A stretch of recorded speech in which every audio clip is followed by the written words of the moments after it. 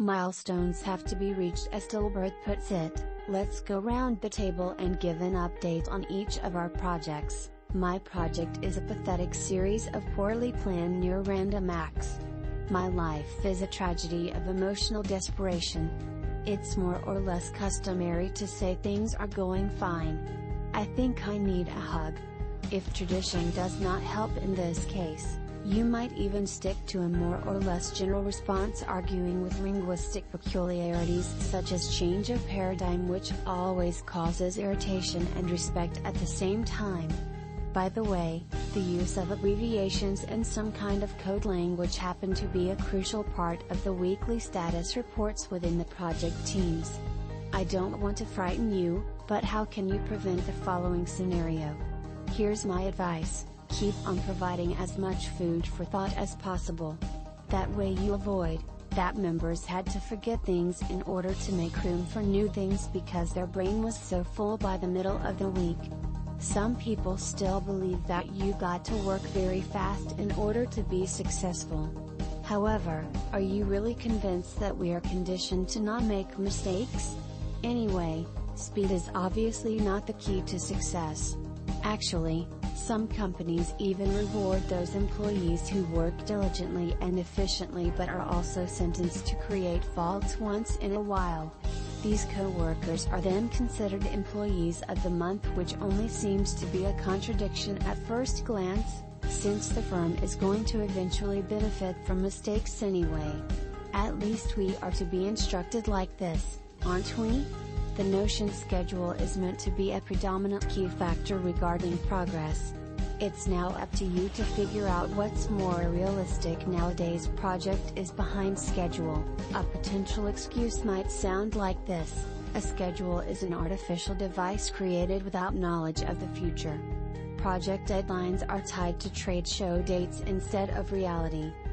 Project is ahead of schedule, which could result as follows. Are you referring to the original schedule or the 8th revision? Schedule can change. That would be called a calendar.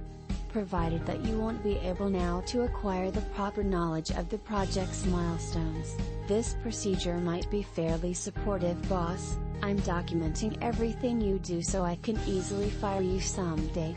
Maybe you could call me if you do anything. Dad, leave it here and I'll fill it out for you. In some respect, you'll certainly remember a great multitasking EDP tool that is being practically used for our purposes of scheduling. It's called Pavone but hasn't got any connotations to Italian ice creams by any means. Concerning the feedback process, we also need to highlight the personal performance review. There are 3 different but exceptional ways to do this. I used my empowerment to create a new paradigm, and I teamed across functional boundaries to improve quality. I dare say I was customer-focused and market-driven. I proactively found excellence in the midst of chaos. I re-engineered my core processes and embraced change. I shall be the perfect employee. Here we have got the extraordinary opportunity to be in the limelight for a while, but try to hold back on exaggerations as far as possible. People might get confused and embarrassed.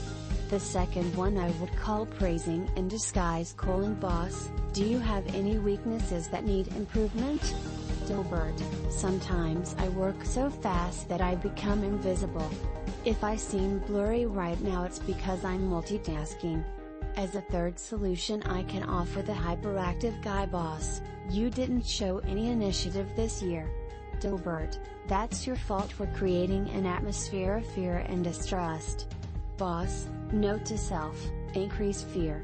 Poor Dilbert definitely suffers from a serious lack of acknowledgement and recognition. Given the circumstances are modified, I can assure you, he is going to be your ideal candidate. One favored way of improving the overall performance on a vice versa base would be installing regular appraisals of the bosses. Eventually, the coworkers have now the unique possibility to express their honest opinions and deep feelings about the process owner, to mention just one potential victim. Of course, these internal polls should be top secret and anonymous, and have no impact on the employee whatsoever.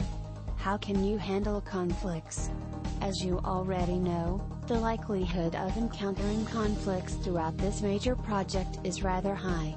Given there is a real danger of escalation, it's primarily up to the business coordinator to take preventive measures in time.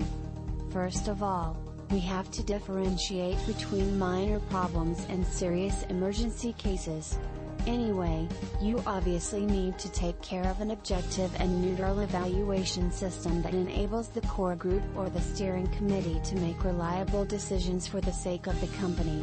I must admit it's not that easy all the time. This is mainly due to the difficulty of involving the appropriate people who often participate simultaneously in several processes.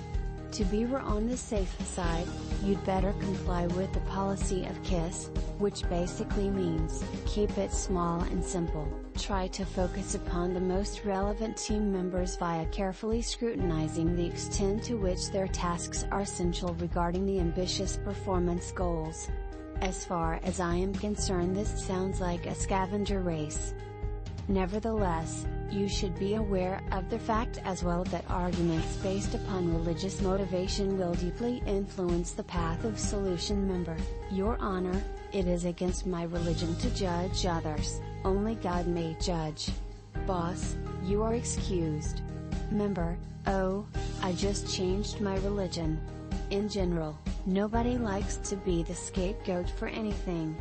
Therefore, you should be ready for finding clever options to avoid retribution. By all means, we find the defendant guilty of this crime and maybe a few others that didn't come up. Lastly, do you have any brochures for the Witness Protection Program?